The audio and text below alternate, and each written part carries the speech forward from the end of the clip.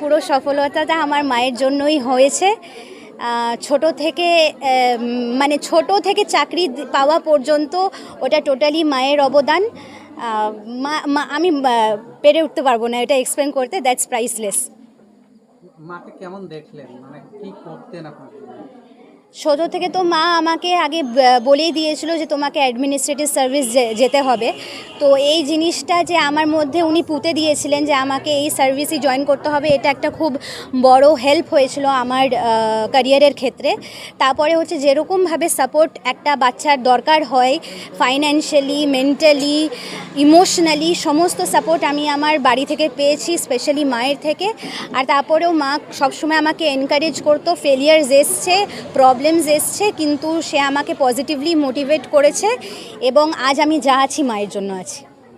আপনার মা নাকি আপনার জন্য রাত জেগে জেগে দোয়া করতেন, রোজা রাখতেন, এই বিষয়গুলি কি আপনি দেখেছেন? হ্যাঁ, একদমই তাই। আমার মা রোজা করতেন, নফল রোজাগুলো, আর যেগুলো আছে তো ওগুলো করতেনই, নামাজ পড়তেন, দোয়া করতেন। উনি এখনও করেন, চাকরি পাওয়ার পরও করেন। তো মায়ের দোয়ার অবদান আমি কোনোদিনও শোধ করতে পারবো না। চাকরি তো পেয়ে গেলেন, তো আপনার সমাজের জন্য আপনার কি পরিকল্পনা? চাকরি পাওয়াটা তো একটা স্টেপ অতিক্রম করা, এখন তো পুরো জীবন বাকি আছে। আমি চাই যে আমি আমার কমিউনিটির জন্য আরও কিছু করে যাই, মানুষের জন্য কিছু করে যাই।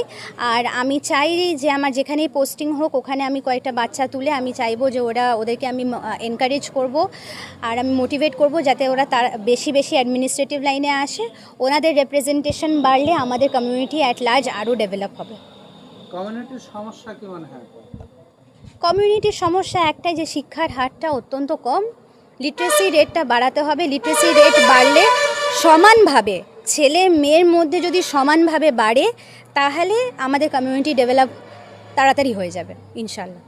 আপনার কি মনে হয় যে ডাক্তার, ইঞ্জিনিয়ারিং লাইনে যেভাবে কমিউনিটির ছেলেমেয়েরা যাচ্ছে সেইভাবে প্রশাসনিক লাইনে যাচ্ছে না?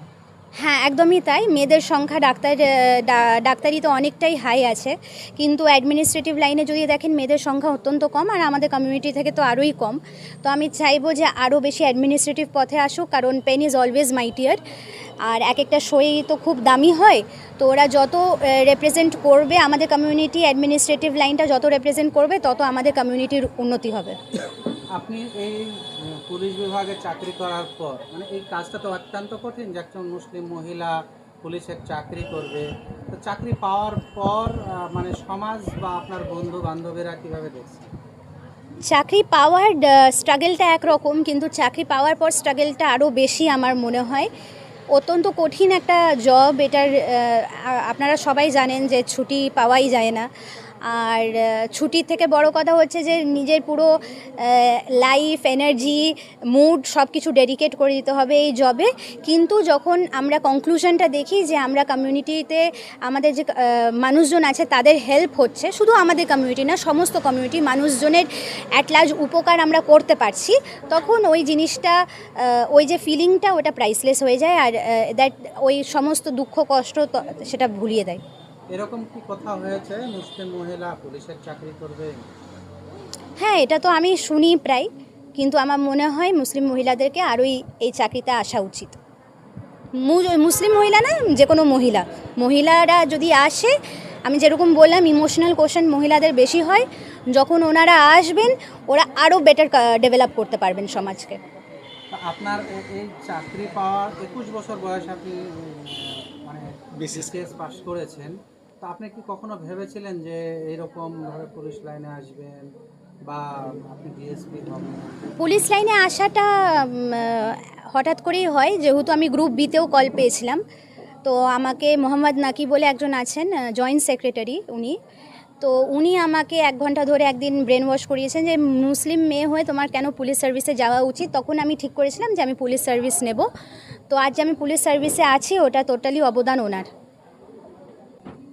স্বপ্ন তো সবারই থাকে, তাই মেয়েকেও ইচ্ছে ছিল যে একটা বড় অ্যাডমিনিস্ট্রেটিভ লাইনে নিয়ে যাওয়ার। তাই ছোট্ট বয়স থেকে ওর মাথায় বীজ বুতানো হয়েছে যে you have to become an IAS officer. সেটাই ও জানতো যে আমি একটা আইএস অফিসার হব। কেউ জিজ্ঞাসাও যদি করতো what is your aim in life, ও একদমই অনায়াসে বলে দিত আইএস অফিসার। ইনফ্যাক্ট একবার আমার মনে পড়ে ছোটোবেলায় যখন ফেসবুক ও অপারেট করতে শিখেছে, ওখানে ও লিখেছিল আতিয়ার রহমান আইএস অফিসার। এরপরে অনেক কী এসেছিলো, আমি যে খবরদার এক্ষুনি ডিলিট কর।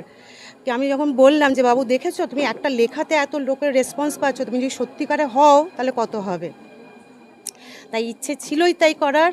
আল্লাহ যতটুকু করেছে আপনাদের আশীর্বাদে, আমাদের বন্ধুবান্ধবের দোয়ায়, আর আমার মেয়ের তো অবশ্যই তার খাটনি, তার পরিশ্রম, তার পারসিভিয়ারেন্স, তার পেশেন্স, তার হার্ডওয়ার্ক, সব মিলিয়ে সে আজ এই পজিশনে এসেছে।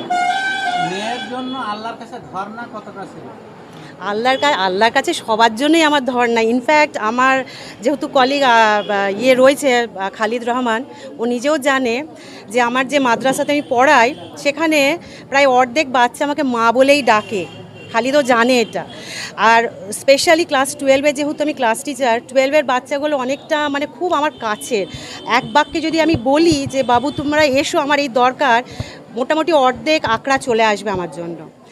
সেই হিসেবে আমি নিজে খুব গর্বিত মনে করি যে আমি শুধু একটা বাচ্চার মা নই, আতিয়ার রহমানের মা নই, আমার 800টা ছেলে আছে, 200টা মেয়ে আছে, এটাই প্রাউড ফিল করি।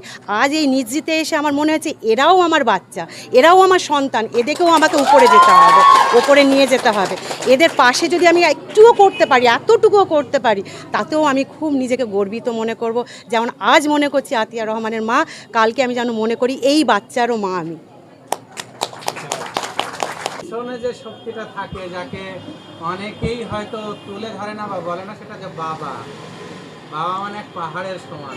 আতিয়ার ক্ষেত্রে কতটা? এর ক্ষেত্রে পুরো মায়ের পুরো ডিপেন্ড, আমি কিছু এর মধ্যে নেই মোটামুটি। সেটা নয়, এই যে নেই মানে আছেন।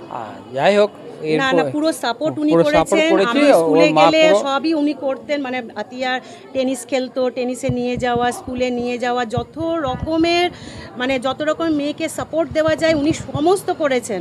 আমি পিছন থেকে ব্যাকিং করেছি, উনিও সাপোর্ট করেছেন। একার দ্বারা তো কিছুই হয় না, উনি না থাকলে আমি কিছুই করতে পারতাম না। দুজনে মিলেই মেয়েকে বড় করা।